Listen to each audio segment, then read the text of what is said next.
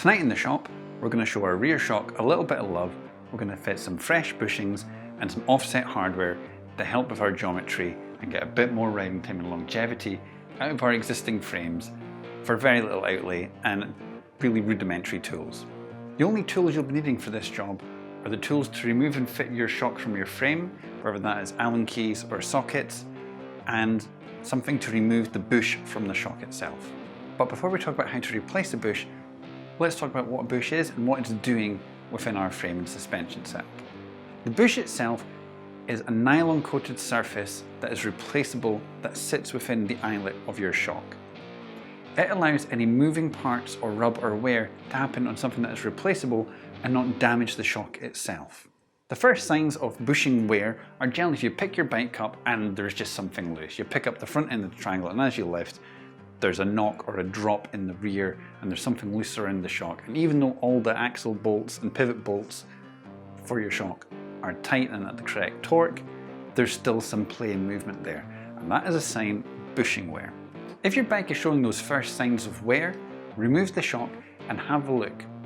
Take all the fitting hardware out and a visual inspection will instantly tell you whether or not there's wear on that bush.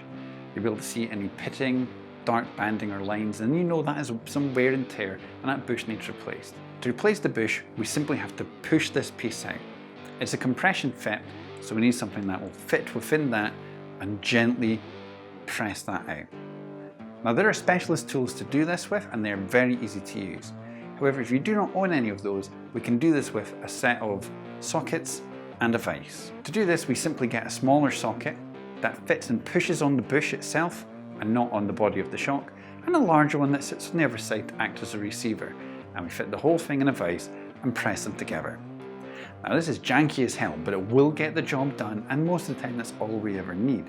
However, the cost of the tool itself is so low that unless you already have your £40 cheap vise and a socket set, buying the specialist tool is usually the better option, and it's very simple and straightforward to use and will make sure that there's no error in removing or fitting a new bush.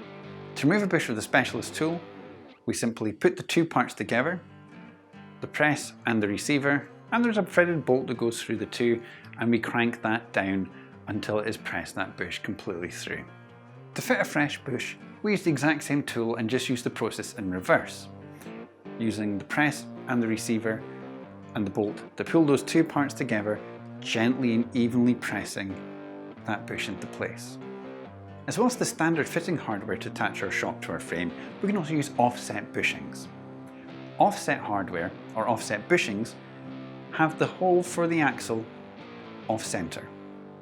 This allows us to reduce the eye-to-eye measurement on our shock, slackening that head angle. The whole bike essentially sinks into itself a little bit.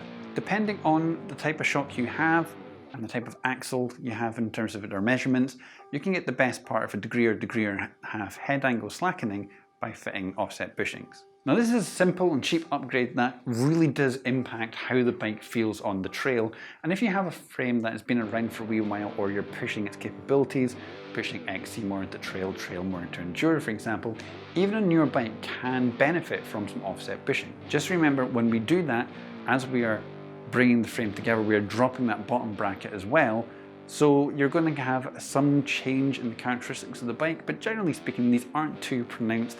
And it's a simple fix to remove those and fit the standard hardware again without any damage to the bushes that are already there. So, thanks for watching and spending some time in the shop with me this evening. If you've enjoyed this video and if you found it helpful, we'd really appreciate a like and subscribe. And always, happy trails.